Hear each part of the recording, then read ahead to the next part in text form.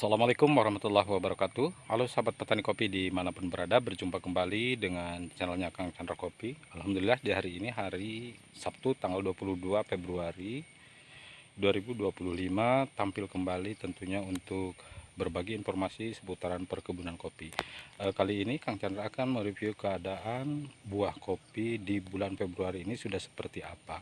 Sekaligus kita melihat bahan apakah ada yang sudah pecah pori-pori ketika kita melakukan penyimpanan bahan di titik tumbuh bulan 10 di 2024 kemarin. Namun sebelum itu mohon dukungan buat teman-teman yang belum subscribe, mohon subscribe-nya serta like, komen, dan di share teman-teman, juga aktifkan notifikasi loncengnya supaya tidak ketinggalan konten terbaru dari Kang Chandra. Salam sehat, tetap semangat, sukses untuk seluruh petani kopi Indonesia. Terlanjut. Baiklah teman-teman semuanya, di sini keadaan kopi kebun kopi Kang Chandra ini adalah jenis robusta, dan untuk di sistem sambung atau sistem payung, dan keadaannya multiklon ya. Jadi banyak jenisnya, diantaranya ada Brazil ya, ada klon Brazil SHP. Nah ini keadaan saat ini seperti ini ya. Dan ada juga Tugusari. Ini untuk di Tugusari keadaan buah sudah seperti ini saat ini ya. Alhamdulillah untuk di Tugusari tahun ini lumayan full.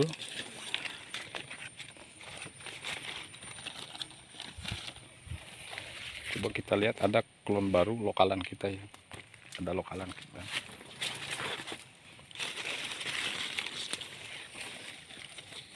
Ini masih Brazil ya. Nah ini lokalan kita, ini GSB 01 atau yang disebut klon Harry. Nah ini untuk di gugusan lumayan rapat ya, dan ini bentuk buahnya masih sedikit kecil, belum seberapa besar ya. Nah ini untuk di bahan, dia memiliki bahan raja seperti ini.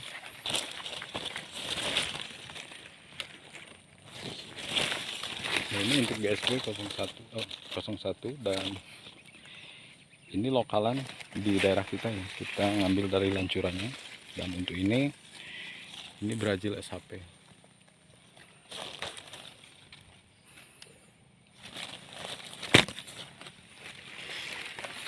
Kita lihat yang lain. Ini masih di Tugusari, keadaan Tugusari di tempat kita. Dan ini untuk bahan ya, untuk bahan, ini bahan lanjutan, ini masih polos-polos semua. Ini untuk di Tugusari.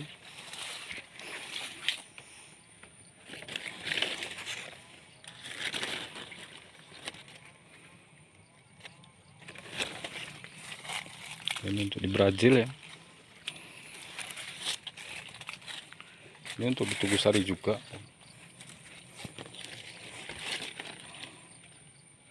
Untuk di Tugusari.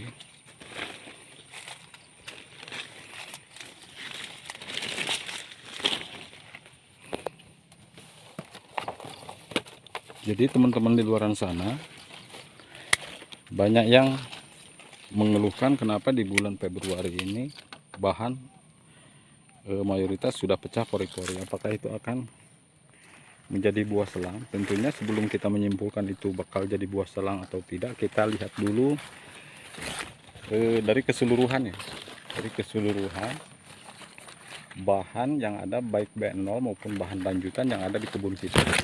Ketika pecah pori-pori itu di angka 75%, maka itu buah musim.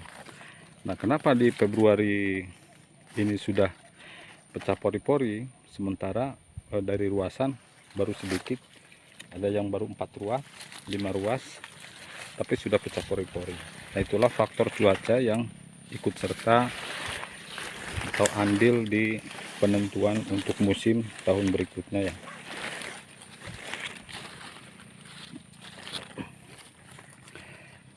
Jadi bukan karena terlalu awal penyimpanan bahan atau gimana ya.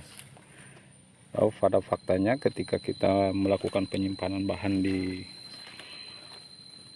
bulan 12 atau bulan 1, karena kita tidak ingin mendapatkan buah selang, tapi malah kena dampaknya di bahan lanjutannya yang sekarang buahnya sedikit, karena itu telat melakukan penyimpanan bahan dan akhirnya full di bahan lanjutan yang dengan seiring waktu tanpa settingan titik tumbuh untuk dipupus, itu saat ini sudah terjadi pembungaan. Nah, tetapi tidak masalah ya, tidak masalah kalau untuk saya pribadi, baik itu buah selang maupun buah musim, itu sama saja ya, sama saja. Hanya kadang-kadang kita itu merasa terganggu ataupun tidak nyaman, karena untuk pengambilan ataupun pemanenan buah selang itu cenderung lebih sedikit, biasanya seperti itu.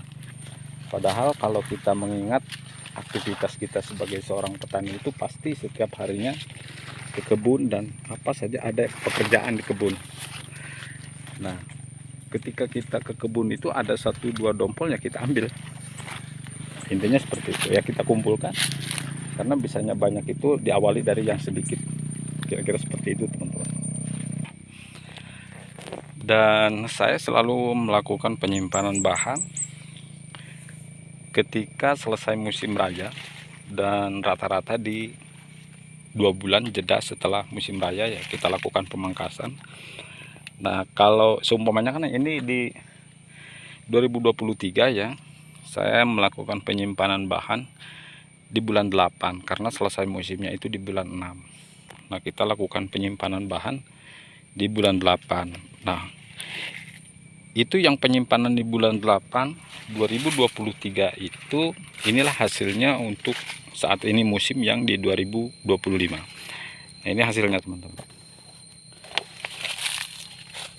Ini khusus untuk di MDPL 500 ataupun 550. Tetapi untuk teman-teman yang memang memiliki MDPL tinggi, itu pun sama, jeda 2 bulan untuk melakukan penyimpanan bahan, jeda 2 bulan setelah musim raya. Kalau di teman-teman di MDPL misalkan 800 atau 700 ataupun 1000 ke atas, selesai musimnya di bulan 8, secara otomatis penyimpanan bahannya di bulan 10 gitu. Jadi untuk masalah buah selang, hanya untuk memperkecil saja bisa kita lakukan pemilihan di saat kita sortasi bahan. Lakukan dengan secara teliti, di situ akan terlihat ketika ada bahan yang berpotensi mekar di bulan 12, bulan 1, bulan 2 dan bulan 3. Nah, di situ bisa kita lakukan sortasi, pemilihan. Yang namanya sortasi itu bukan saja hanya sebatas membuang bahan yang bertumpuk, tetapi sekaligus kita memilah ataupun memilih bahan yang memang betul-betul dia akan berpotensi menjadi buah selang. Karena pada intinya ketika kita melakukan penyimpanan bahan, meskipun itu di akhir, untuk pembungaan di buah selang itu tetap ada. Seperti itu teman-teman. Nah, ini untuk di kebun Kang Chandra sendiri, ini alhasil penyimpanan dari bulan 8 tahun 2023 untuk musim yang di 2025 saat ini ya.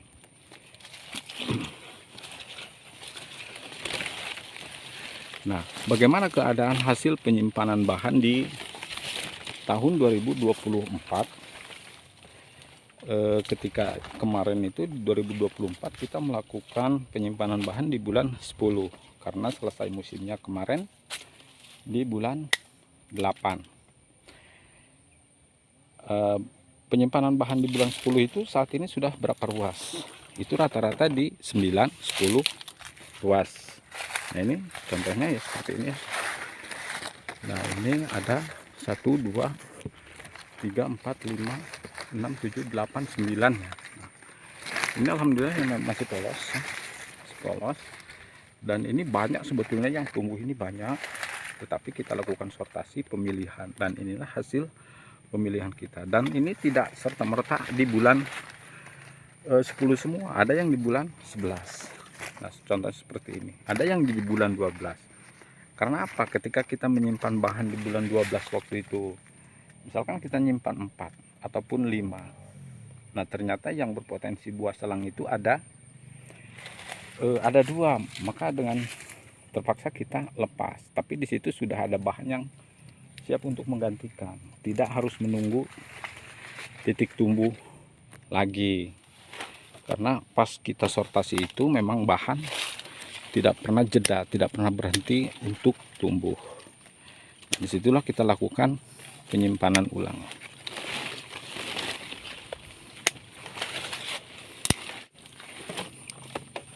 Nah, ini contohnya buat teman-teman ya. Nah, yang ini namanya selang. Yang namanya buah selang itu dia jumlahnya lebih sedikit ya, ada 1-2 gugus. Nah, ketika kita ke kebun, kita jangan lupa bawa wadah, kita ambil sambil kita melakukan perawatan kopi, baik itu wiwilan ataupun yang lainnya. Jadi dalam satu pohon ada 2 gugus, jadi kalau setiap pohonnya ada kan lumayan gitu. Ya, kira-kira seperti itu teman-teman ya. Ini untuk bahan untuk dibuat.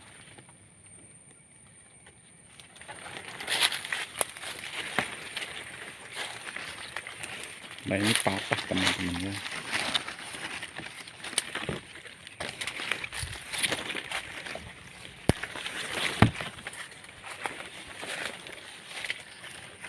Nah, ini klon lokalan kita ya, GSB 01. Ini yang ranting, bukan yang sirip raja ya. Lumayan memiliki gugusan besar dan rapat. Ini cocok juga untuk MDPL di bawah 300 ya, karena ini asalan dari MDPL 175. Ini memiliki karakter dompolan besar dan rapat. Ini untuk diranting.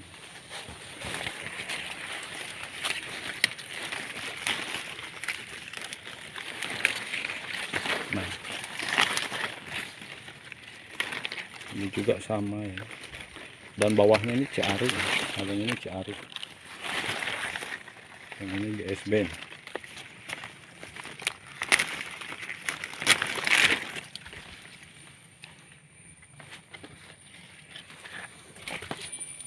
Nah, ini untuk lonjaka.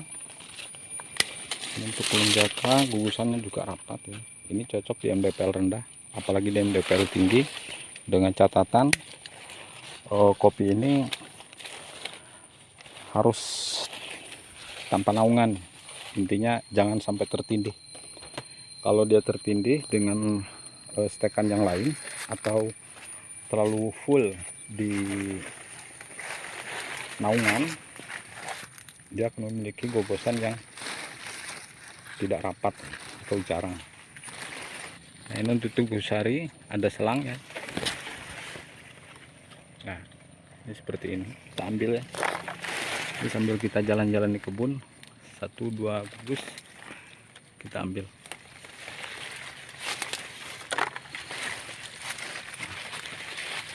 Ini untuk ditugusari teman-teman, seperti ini keadaan. Sampai bertumpuk, bahan tetap ada walaupun sedikit ya. Untuk bahan lanjutannya juga ada.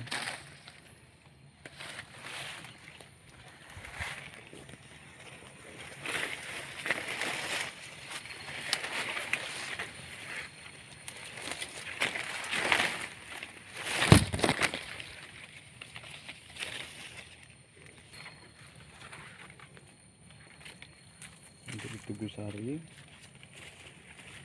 dan ini untuk di tugu kuning PS atau ya biasa dikenal dengan PS tempat kita ya.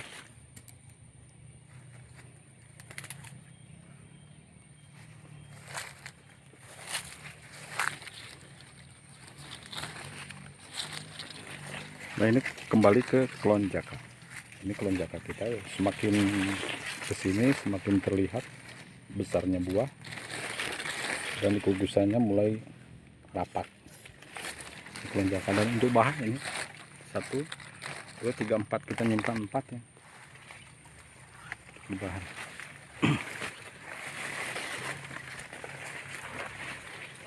Oke, buat teman-teman semuanya, Kang Chandra cukupkan sekian dulu konten Kang Chandra hari ini. Mudah-mudahan ada edukasi yang baik tentang perawatan kopi buat teman-teman semuanya, dan tentunya dapat memotivasi seluruh sahabat petani kopi dimanapun berada. Salam sehat, tetap semangat, sukses untuk seluruh petani kopi Indonesia. Assalamualaikum warahmatullahi wabarakatuh.